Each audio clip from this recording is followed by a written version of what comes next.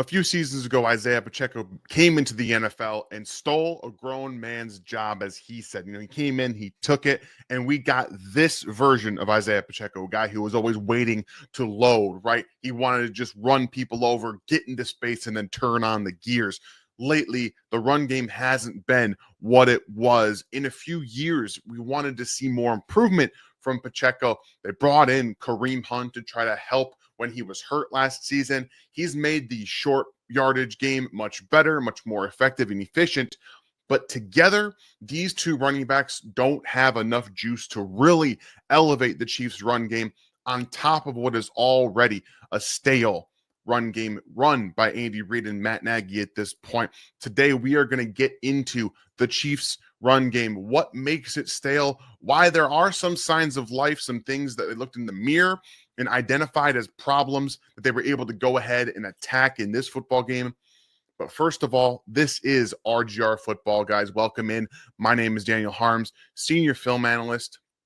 And that's what we're getting through today. Again, more of the run game here. We're just going to dive right into it. And if you guys are new to the channel, please hit that sub button right now. Become a member here at RGR Football, Rogue Nation, and then hit that like. Hopefully we earn one from you guys. We are able to teach you something. One thing that I want to start off right here is that the Chiefs came out with a more effective, at least mindset in wanting to run the football. We see under center here. We got two tight ends here and here. So they want to come out and do more of this, which I think is a really good thing to have.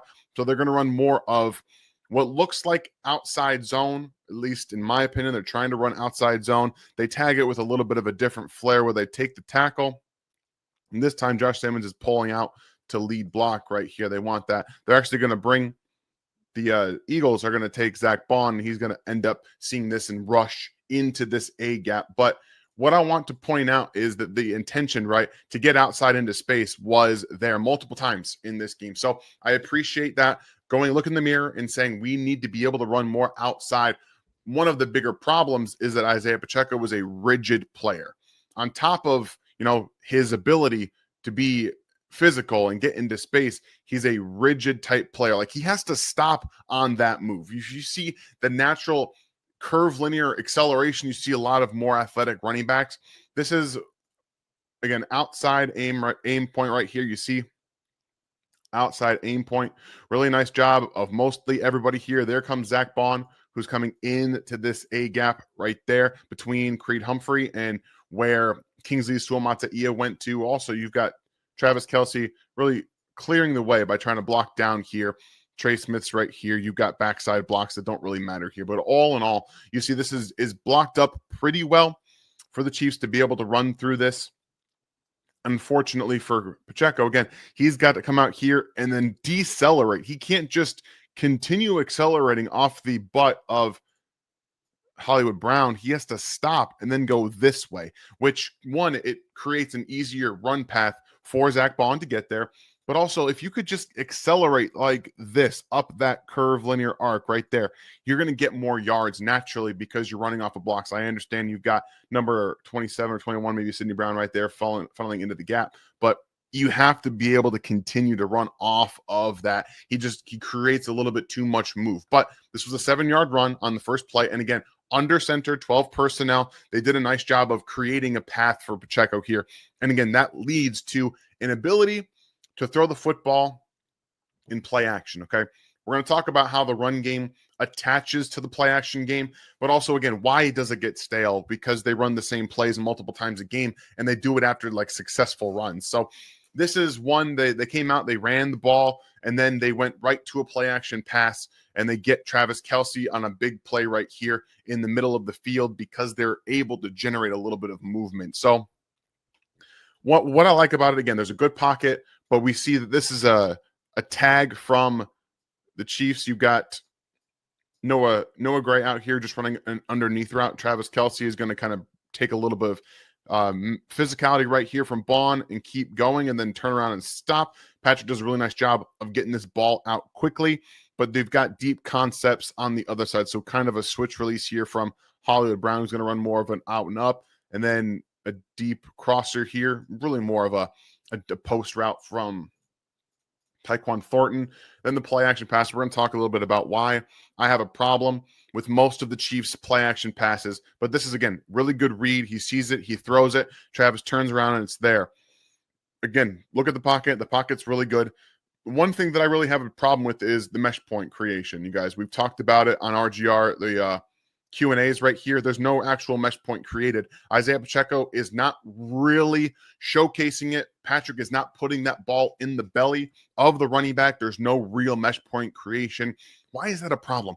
Why do you really need to have a mesh point? Well, if you want linebackers to at least stay where they're at, you want them to look at the running back. You want them to feel like this might be a run. Execute it properly, but also pass blocks. Not one person, not one of these linebackers is looking towards the mesh point. He's looking at Travis Kelce. He is the only one looking at Isaiah Pacheco here, but still, there's so much space here because they're not even worried about the Chiefs running the football. There's no reaction. There's no downhill trigger from Campbell or from Zach Bond to go get this. So it's frustrating because you've got Adoree Jackson, number 8, who's trying to pass off the middle of the field. He's running right to left. He's not even worried about the run either because there's no mesh point creation, okay? Nothing. Patrick pulls this ball immediately, and Jackson's already moving. Campbell's moving. They're in the pass rush. It's frustrating. That's for another down. It's for another time. But I want to point out some really nice pass protection work. Kingsley, nice job here, one-on-one with Moro Ojomo. And I really appreciate the pocket here. This is something that Mitchell Schwartz was talking about on Twitter today. I'm recording this on Tuesday. This needs to be more apparent. This is a pocket where you don't have to worry about the arm getting hit. There's no one relatively in his position. Patrick can just kind of get back to his drop, go through his reads, and deliver the football without worrying about a pass deflection or anybody in his lap. That needs to happen more often. Pockets are temperamental, right? We know that when you get a clean pocket, it's much easier to throw the football. You don't have to worry about arm angles and things like that. So all in all, that was a good pocket. It's a good example of what play action pass should look like. Here is another run from the Chiefs inside zone with an RPO tag. Kareem Hunt gets a nice big play. For those of you that don't know, RPO tag, because the Chiefs run a lot of our RPOs, this is one of those instances where on the right-hand side, you do have 12 personnel. You've got Noah Gray running just this out route and Travis Kelce just running the spot right here, turn and run. If the play, say both linebackers trigger on the run downhill, which most of the time they never do, you get the RPO tag. Patrick pulls it and he throws it. So that's what that RPO tag looks like there. And then when we get to the end zone view, we'll talk about the blocks and how that really worked out. But you see how going inside really is Kareem Hunt's bread and butter. He's able to read, leverage blocks. He gets where he needs to go. And this is a really well done double team from both interior players, all interior players really. And then Juwan Taylor, who I think had a pretty good game minus the penalties. Again, you got Moro Ojomo right here, but you've got a double team coming on. Creed, really nice job here, allowing Kingsley Suamataia to take control of Jalen Davis is really doing a number on me. I'm forgetting his name, but on Davis right here on the block, and you do a really nice job of getting to the next level. Both of these players, nice job. Campbell's right there, Bond's right there, and then we get the double teams to the next level. That's what you want to be able to do. He's able to take care of Davis, and Kareem Hunt does a really nice job again of just kind of waiting for that to unfold, and then boom, he's through into the next level. I know he's not going to create explosive plays anymore in terms of 20, 30-plus yard runs, but this is exactly what the Chiefs want, and it's blocked up very, very well. On the backside with the RPO tag, number three does a nice job of doing what he's supposed to do. Nolan Smith Jr. reducing down there, but this is a really good run from the Chiefs to be able to do that and pop that for about 11, 12 yards. That's what they need to be able to consistently do. This one is another one. It looks like a little bit of mid zone from the Chiefs. They motion Travis Kelce down. He ends up blocking outside. A little misdirection with Kareem Hunt as well, where he's going to take this and go outside or this way first just because of the way he's lined up. So again, it looks like inside zone with a little bit of mid flare with Travis Kelce moving with the offensive line and then back across it. You're going to have a double team to the next level here, a double team here, and then Simmons kicking out. And it's all just Kareem Hunt. Do your job, read the blocks as they unfold. Really, really nice execution here. And then he's getting the right holes. And Campbell does a really nice job of feeling that inside press from Kareem Hunt and then reacting to it. So he's here in the middle first. And this is a really nice job of Kareem Hunt of seeing that and popping this right here. But really a very good job from one of my favorite players in last year's draft, John Campbell, to read it as well and then just pop over there because he's an exceptional athlete. And look at Kingsley doing some work right there on Davis. That's what you want to see. Really nice job from Creed to help him get underneath that and then deliver the strike to help Creed reestablish, Suamataia to get his hands underneath and then read right there. Right there, that's what he's able to do. When you have that double team, you want to see hands work, right? So that right arm from Kingsley comes up underneath and he pushes upwards. I think he had a better game. He wasn't perfect. He got beat more than a couple of times from quick moves and from displacing his own actual anchor, right? But this is good. It's controlled, and then he's able to get back underneath, right? Recontrol, reestablish himself. But this was another successful run for the Chiefs on a first to get a first down there. And now, before we go any further, let's hear a word from one of our newest sponsors, ProfitX. ProfitX, America's #1 sports prediction market, is a peer-to-peer sports prediction market where users play against each other instead of a sports book versus the house. You will almost always get the best price on any spread, money line, total, or player prop since you're playing against other people rather than the book. ProfitX offers dual currency system, either Profit Points or Profit Cash, and operates across 40 states. Use the promo code RGR and claim up to $200 in Profit Cash on all plays for the first 30 days playing on the site. ProfitX gives you the best lines in the space, and you can even set your own odds on specific wagers on your players, all at ProfitX. Go there and use the code RGR. Terms and conditions apply. We thank ProfitX for sponsoring the channel and one of our newest ones. It's exciting. It's something different. And I hope you guys go and check it out and use that code RGR. So we get into some of the successful things and why they need to continue to be able to run those. They have the offensive line, in my opinion, to continue to do it. Not always the running backs, especially with Isaiah Pacheco being one of those players. And that's what we're going to get to right now. The run game, they did try some different things. When I say it's stale, inside zone, mid zone, and some of the pullers, typically they run single back power. They didn't do a ton of that in this football game. They tried some different things, but the little details are the big problem here. Okay, so this looks like kind of a buck sweep where you bring a lot of players around. You've got two running backs in the backfield, essentially, H-back and Robert Tonyan. So they come out in 12 personnel. Noah Gray attached to the left side of the line here. What he's going to be doing is blocking down, right? He's going to clear the path so they can pull both Creed Humphrey and Kingsley Suamataia. So he's going to come out here. He's supposed to kick out, and then you have Creed coming up and through blocking, right? And they also have a lead blocker here with Big Bob Tonyan. So it's kind of like a buck sweep where you have Isaiah Pacheco coming out and around here, taking the ball behind Patrick Mahomes. Not my favorite thing in the world to do, but the blocking isn't perfect. Kingsley doesn't get outside leverage on Smith. You need to be able to get around here, but also Tonyan has to do a better job of helping that outside, give a real push on the outside shoulder. And again, hats off to Zadarius Smith, who was signed off the couch for the Eagles, comes in, he makes 4 stops against the run. But the bigger problem here, the bigger issue is that the read for Isaiah Pacheco needs to be off of this hip. You have to read that guard. He's pulling, and because you do have a two-way go essentially with a lead blocker here and a lead blocker here, you need to be able to read the leverage of the guard. So the leverage here is opening up towards this way. You see the defensive end, Smith is more on the outside shoulder. You can't pop this run.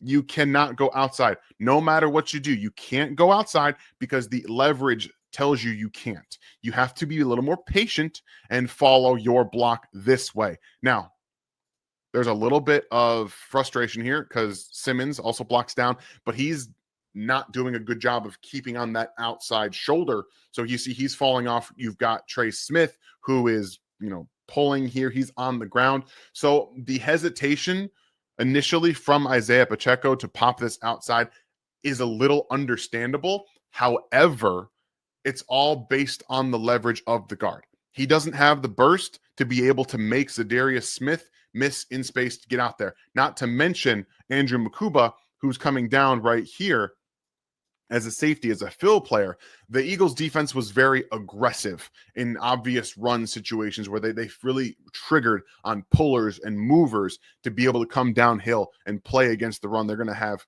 number 32, Blankenship, come down here pretty quickly as well. But this needs to be run from the outside, the inside hip of Kingsley Suamataia. And if he just follows this right here, you've got a head turn from this player this way. He's not even looking at the play. You need to read, creed, and follow it. You're not going to get a huge chunk of yards, but what you're going to get right there. And unfortunately for him, because he is so rigid, he would have to stop and then get upfield. So you do have to be patient. You have to play behind your pads a little bit. You got to play a little bit lower and sink your hips just a little bit to be able to hit that. But this is one of the main problems with Isaiah Pacheco: the vision, the unwillingness to be patient behind the line of scrimmage in some of these situations and read the blocks as they unfold. That's not even the worst offender, in my opinion. There's a couple of them out there that we'll get to, but this next one, another one, they're trying to run outside zone, and he just doesn't have the burst. But it's not necessarily his fault, right? He's not. It's not all Isaiah Pacheco's fault on this run specifically. And they are trying to run outside zone, right? They're trying to get out. They're going to actually take Juwan Taylor, pull him around again, much like we just saw. Excuse me, apologize for that. In the first clip where they ran outside zone, but they had Josh Simmons pull on the opposite side. Stale means you're running the same things over and over again. Unfortunately for the Chiefs, they didn't execute this one as well as they executed the first one. So you have Juwan Taylor again pulling out here. Supposed to have a block down to a double team here from Smith and Travis Kelce. And again, everyone else is moving out, trying to block down. You're all just trying to block down, block down, block down. Essentially, that's what you're trying to do, right? Get to the outside. But one of the problems when you don't execute things well, it becomes an issue because right here, Travis Kelce needs to step towards 94 better. Attack that outside shoulder. Allow Trey Smith to work down so you guys can get a real double team, at least some movement that way. But Travis pretty much falls off the block and doesn't care. He's going to Zach Bond. You know you need to allow Juwan Taylor to get out here. So if Bond comes across this way, you don't even have to worry about him anymore. Trey Smith can go up here and get Reed Blankenship, who's going to be coming across the formation. You have to let Juwan Taylor take on this block. You cannot forget this and make you try to go here and Juwan Taylor try to take this block.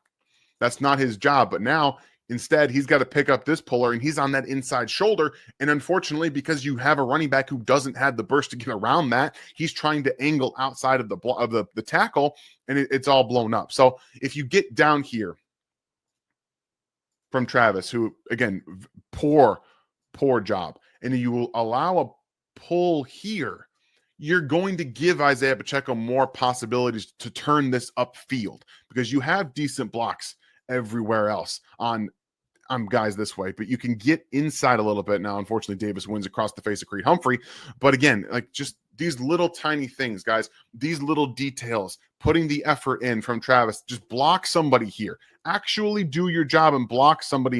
He didn't really do much of anything. So there is a reason that Travis Kelce is going to retire after this year. He's physically not able to get enough done in the run game to be out there enough for the Chiefs. And then we've seen some of the other stuff, but that is a fundamental problem that you have to allow things to unfold properly to actually get them done. This one is all Isaiah Pacheco. This is a 3rd and 2. You need 2 yards. And he's running into the back of his offensive line. But we've seen this play before, right? We've seen this exact play before. It's shotgun. We're going to run inside zone. No problem. Here, you're going to get a double team. You're going to get a double team. You're going to have an RPO tag. The exact same play that the Chiefs ran. They blocked it. They had the 2 yards, and he runs into the back of his offensive line. You guys, I want you to just see this really quickly. Just see the hole that ends up unfolding right here. And because there's guys running routes out here, like the defense is triggering here, right? You have Blankenship here. But if you just read. Just read it. Just read it out. Even if you don't go this way and get a touchdown, watch the end zone angle. This is a first down every day of the week. For 2 yards for a guy that runs as physical as he does and pissed off as he does. Again, here's your double team. Smith, Kingsley, Simmons. They do a nice job of getting movement here. Now, Kingsley almost falls off, you see, but he stops. You got 2 ways here. This is why it's a first down. You go this way. Or, again, better running backs are going to be able to come around here and press and pop, right? But that's not his game. That's not his game. I only care about this. The hole is here. And what is he doing? That can't happen.